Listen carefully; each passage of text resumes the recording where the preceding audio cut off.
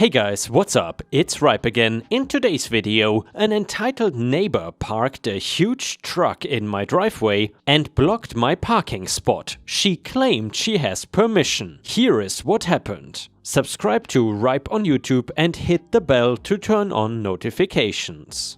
For backstory, we just moved into this house just over a month ago, and from the very beginning we have had both neighbors to the sides of us immediately start hounding us about if we are going to use all of our parking spaces. Our house has an extended 3 parking space lot on the back of it. Well, both neighbors want to use ours for free. They would harass us every time they saw us.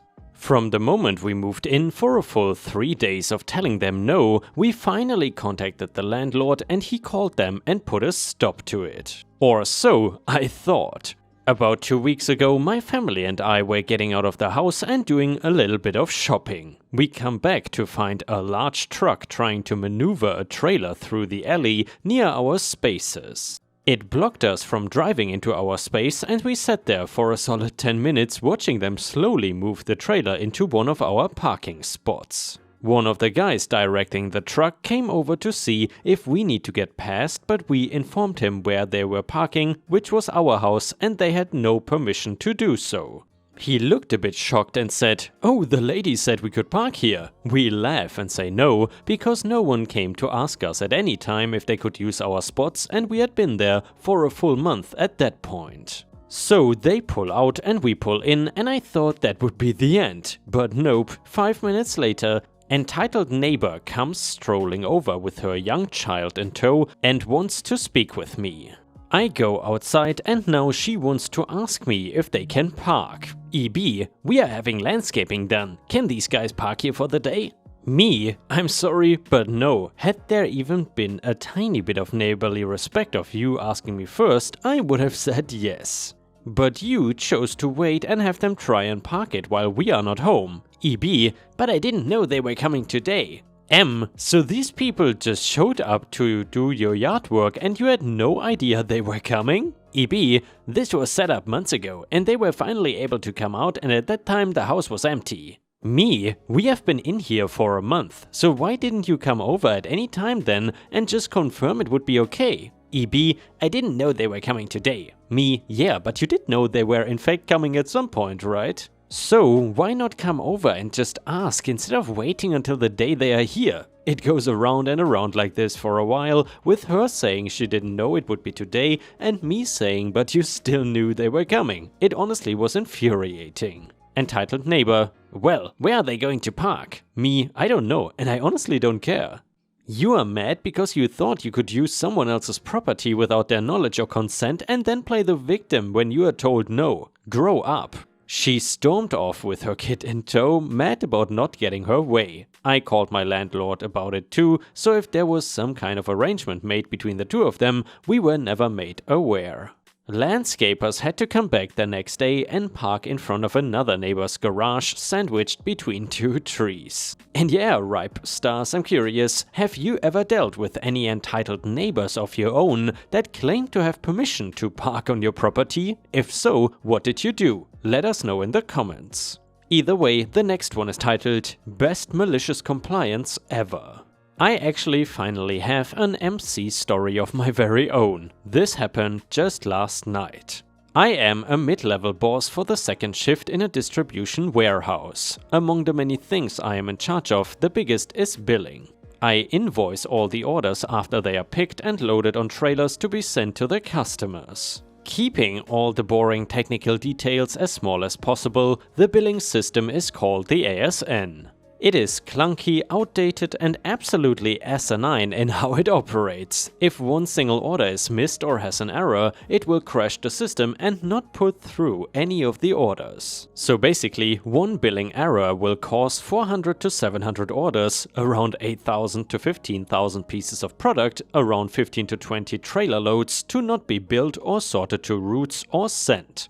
The orders come in 4 batches called POs, so last night we were working on the first PO when the warehouse manager comes to me and tells me that a customer ordered late and they have generated a 5th PO just for their order, but that they are coming in person tomorrow morning and that the day shift will pick it up. Only 10 pieces. He tells me when it prints out to just set it on his desk. Don't pick it or bill it, he will handle it in the morning. I immediately tell him that if it is going to print on second shift's POs, then it will be in the system under our ASN. And that if I don't bill it, it will hit the system as a missed order and will crash the ASN. He looks at me indignantly and says it won't because a fifth PO is after hours and will be in the system as the next day's. I tell him that's not how it works. He insists and says just do it, his shift is over and he wants to go home. I give him a hearty yes sir and go about my night. After the order printed, I set it on his desk as instructed and sent him an email on the company computer stating that his direct instructions had been followed. Normally, I would have texted, but I wanted proof in the company's email. Needless to say, in the wee hours of the morning after my crew was home in bed, the ASN crashed over the missing order and just under $1 million of product was frozen in limbo. No money was charged, no customers received their pre-July 4th orders, my company ate the costs of everything, including the transportation costs, drivers, lumpers, dock workers, pickers, payroll, and all the other expenses of a large warehouse nightly operations. This morning the warehouse manager called me and to his credit he didn't try to throw me under the bus. Possibly helped along by my email proof, but he's always been a generally upfront kind of guy. He just sheepishly told me I was right and poop had hit the fan. He has been there forever, so I doubt he'll get fired, but I know he'll be walking with a limp after the ass chewing he took from corporate today.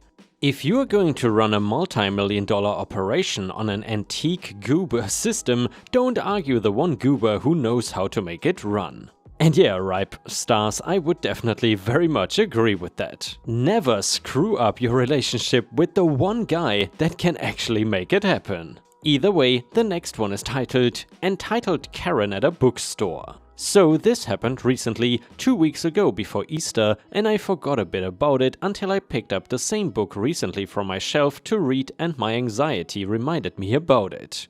I have bad anxiety from past experiences. Quick backstory, I am near deaf in my right ear and dimming a bit in my left from having tubes in my ears as a kid from major ear infections. Because of this and social anxiety in public, I cannot hear myself well and speak softly or keep quiet entirely. Anyway, on to the story. So I was out on my day off drawing the water and some wildlife near a lovely lake not too far from my place and checking out the sailing ships there too. I'm a maritime and sailing ship nerd. Afterwards, I went into a nearby restaurant to eat and enjoy the book I am reading at the moment, which is Moby Dick by Herman Melville. Which is, by the way, one of my favorite books. Anyway, bear in mind I was sitting to my right side facing the exit of the booth and barely heard anyone and did not pay attention to anyone but my nice waiter who complimented on my choice of reading as it is a true classic literature tale. Halfway into an intriguing part, I got a tap on my shoulder. I look up to see a normal looking lady but with not very good lipstick on. She seems a bit shocked and I am confused. EL entitled lady, W waiter, MG manager, me. A bit quiet, but I turned my left ear towards her so I can hear her better. Excuse me, but don't you think that book is a bit inappropriate in a restaurant where kids are present? Me? I'm sorry, what do you mean? That book? It's a sex book. You should not read that in here, put that away please. Me sighing internally to the idiocy of her not knowing classic literature, but understanding a bit since the title to modern people is a bit misleading. I assure you, it's not an indecent book, it's classic literature. A seafaring tale about men hunting for a whale in... EL is cutting me off rudely. There is no classic literature book with such an inappropriate title. Don't lie to me. Also, don't talk so soft like that, you're not 12. Me getting a bit anxious about being called a liar and embarrassed by her saying that about my voice. I'm not lying, I swear, I don't even like that stuff. The name Moby Dick is the name of the whale in the tale, the ones the characters are searching for. EL, don't say that word out loud with kids around. She shouts out that on purpose and I feel eyes on us. Ma'am, it's the whale's nickname. It's not inappropriate since it is a common abbreviation for men with the name Richard. I know this since I have a good friend with the name Richard, but he only lets his brother call him Dick. EL, listen girl, really? I am 27, by the way. That's a lie. You and I both know that it's a name for man's junk. No joke, she said that out loud when she was exclaiming that I was being inappropriate and nothing else. What you're reading is indecent and I'll be taking it away. Oh no, no one takes my books. I pick up my book before she did and quickly hide it behind me as I scooch back with my book gripped in my hands. She gets angry and I am getting more anxious.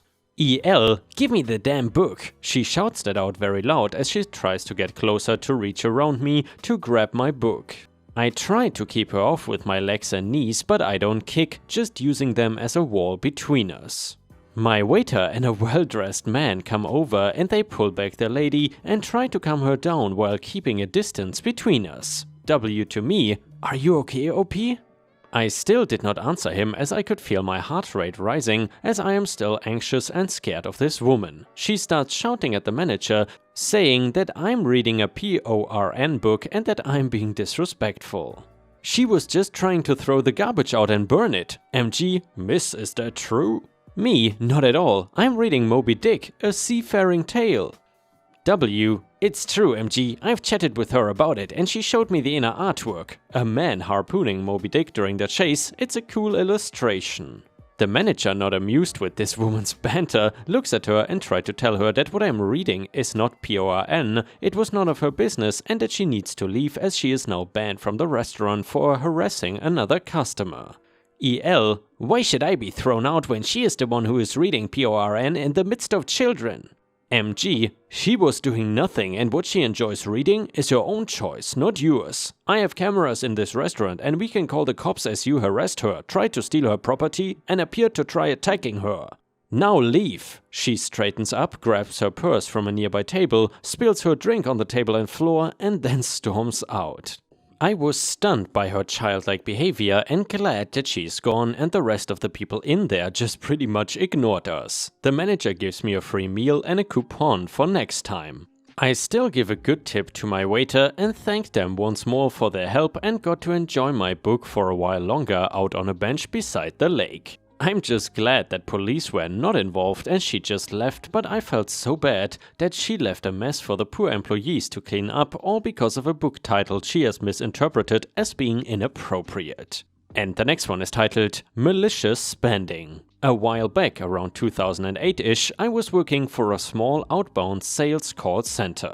I had gotten the job as a transitional position because I needed money while building my own business. A couple friends of my family worked there in management roles, so it was basically a hookup job anyway. I started as an outbound sales associate and we were contracted to sell identity theft protection for some very popular card brands and banks. These clients also provided the program with incentive money every month for us to spend on the employees who were selling their products. Remember, this is important later. I have a background in management, so I was easily able to get myself moved from sales to team lead to program manager to operations manager in the span of about 8 months. By the time I made it to OM, we had opened another call center close by and I was informed that my center would be shutting down and we would all be moving to another program at the new call center when our contract was up. This was followed by a conference call with the clients and senior management. It was on this call that I learned that the incentive money for the program even existed. Later, I found out why. The previous managers had hidden this fact from me because they were in fact pocketing a large portion of this money. I learned that day that we were being given around $10,000 per month just for incentives. And there was only about $2,500 mailing it to the employees for per sale cash incentives. I was heated to say the least at this point. This is where I get malicious. When everyone else in the building had moved over to the new place, it left only myself, my team, and one IT guy left in our building, which they planned to only keep for 2 months maximum. So I went to the branch manager, call him Corporate Bob, and got the credit card for my program. He hassles me about what I'm going to buy, and I tell him just a few prizes for employee incentives this month, to which he begrudgingly agrees and says something about receipts. Okay, Bob. I then proceed to tell my team leads to decorate the center in some circus-themed crap we found in a closet for the next day. The next day was the beginning of a new call cycle, which meant new money for incentives. I started a month-long campaign with our sales teams, and we got a bunch of fake toy dollar bills. Every time they made a sale that month, not only did they get their regular commission and whatever bonus we may have had going, they also got these fake dollars, which they didn't know what they were for, just that they needed to hold on to them until the end of the month. At the end of every week that month, we had carnival food of some type brought in. I am talking funnel cakes, those long-ass corn dogs, jumbo turkey legs, etc. Now, this whole time, Bob has been on my ass about the card and those receipts, but only via text, not email, which is required by the company for all business correspondence. This was odd, because this was literally the only texts that I ever got from him. But I kept delaying, and I then sent an email out to everyone in management in the other building to come over to our building on the last day of the month for a lunchtime special event. They all showed up, sans a couple of program managers, but all the upper brass was there. Let's rewind back to my shopping. Once I found out that we were getting $10,000 every month and we only spent about $2.5K, I went to Walmart, Best Buy, Cons, Cabela's and more. I bought TVs, Blu-ray players, video game consoles, camping gear, barbecue grills, stereos, board games and a bunch of smaller stuff. I spent a bit over $7,100 in total. Flash forward back to the special event. I stopped all of our outbound calls and waited for the queue to clear. I then rolled out a cart full of all of the prizes from the office and had all the salespeople come take a look over them. Then I informed them that we would be having an auction using all the fake money bills that they had been accumulating all month, and then sent them all to lunch. Senior brass circled me like the hyenas from Lion King at this point. I explained that I felt we had been underutilizing our incentive money, and since the program was nearing the end of contract, I wanted to incentivize the team to keep pushing through. I then handed Bob the receipts and went back to planning the auction. He and the others were hot under the collar but couldn't express it. I still have not seen that shade of red duplicated to this day. Here is the thing though.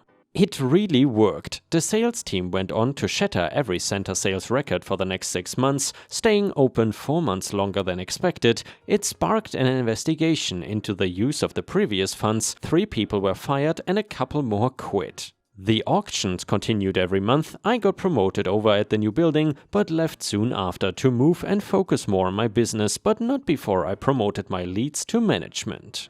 And yeah guys, if you enjoyed today's malicious compliance stories, then please don't forget to like the video, because that would help me tremendously. Thank you so much for watching. I hope to see you again tomorrow.